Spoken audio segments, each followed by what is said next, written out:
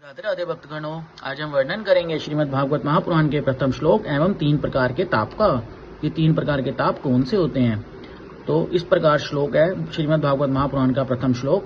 सच्चिदानंद रूपाय विश्वोत्पत्त्यादि Hathaway तापत्रय विनाशाय श्रीकृष्णाय वयं नुमः।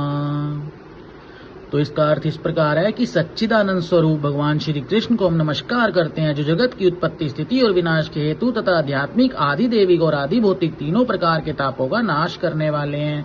तो सच्चिदानंद रूपाय मतलब भगवान के स्वरूप का वर्णन किया गया कि भगवान का स्वरूप कैसा है। भगवान का स्वरूप सत्य चित आनंद है। सत्य भगवान का स्वरूप सत्य है। चित्त की समग्र ऐश्वर्य, समग्र ज्ञान, समग्र विभूतियां भगवान से ही उत्पन्न होती हैं।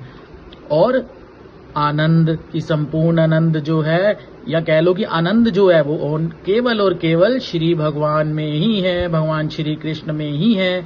तो विश्व उत्पत्ति आदि हेतु जो जगत की उत्पत्ति, स्थिति और विनाश के हेतु तथा तापत्रय विनाशाय श्री कृष्णाय वयं नुमः। आध्यात्मिक, आदि देविक और आदि भौतिक जो तापत्रय विनाश है, 3 प्रकार के तापों का नाश करने वाले हैं, उन भगवान श्री कृष्ण को हम नमस्कार करते हैं। तो इस प्रकार श्रीमद् भागवत महापुराण के प्रथम श्लोक का वर्णन हुआ। अब हम आपको 3 प्रकार के ताप बताते हैं। 3 प्रकार के तापों का वर्णन प्रथम श्लोक में आता है। आध्यात्मिक, जिसे आदि देहिक भी कहते हैं, आदि देविक और आदि भौतिक।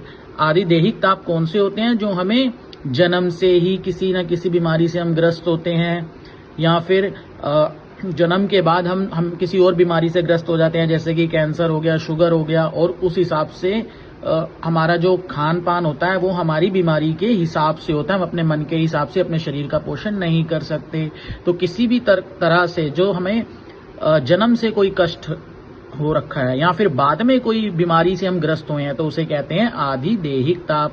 आदि देविक ताप, आदि देविक ताप वो ताप कहलाते हैं जो हमें प्रकृति द्वारा मिलते हैं, जैसे कि बाढ़ आ जाना, तूफान आ जाना, सुनामी आ जाना। जैसे कि 2013 में उत्तराखंड में सुनामी आई थी, तो सुनामी से कितने जीव का नुकसान होता, कितने जीवों को उसमें मृत्यु का ग्रास बने थे। तो इस प्रकार जो आंधी, बाढ़, तूफान से जो जीवों को कष्ट मिलता है उसे कहते हैं आदि देविक ताप। और तीसरा होता है आदि भौतिक ताप। आदि भौतिक ताप जो होते हैं वो एक जीव का दूसरे जीव से मिलने पर होते हैं। जैसे कि अगर हम किसी से ईर्ष्या कर रहे हैं, या फिर एक जीव जो है दूसरे जीव को किसी भी तरह का कष्ट दे रहा है, उसको प्रताड़ित कर रहा है, उसको मार रहा है, गालियां दे रहा है, या फिर कोई जानवर से हमें कष्ट मिलता है, तो वो भी आदि भौतिक के कहलाते हैं, क्योंकि वो भी जीव हैं। तो इस तरह के जो कष्ट होते हैं वो हमें आदि भौतिक ताप कहलाते हैं। और इन 3 ताप जो कि आदि देहिक, आदि देविक और आदि भौतिक ताप, इन 3 प्रकार के तापों का नाश कौन करते हैं? भगवान श्री कृष्ण। तो इन 3 तापों का नाश करने वाले भगवान श्री कृष्ण को हम नमस्कार करते हैं। तो आज आपने श्रीमद् भागवत महापुराण के प्रथम श्लोक की व्याख्या जानी एवं 3 प्रकार के तापों का वर्णन सुना। तो बोल वृंदावन बिहारी लाल की जय। जय जय श्री राधे श्याम।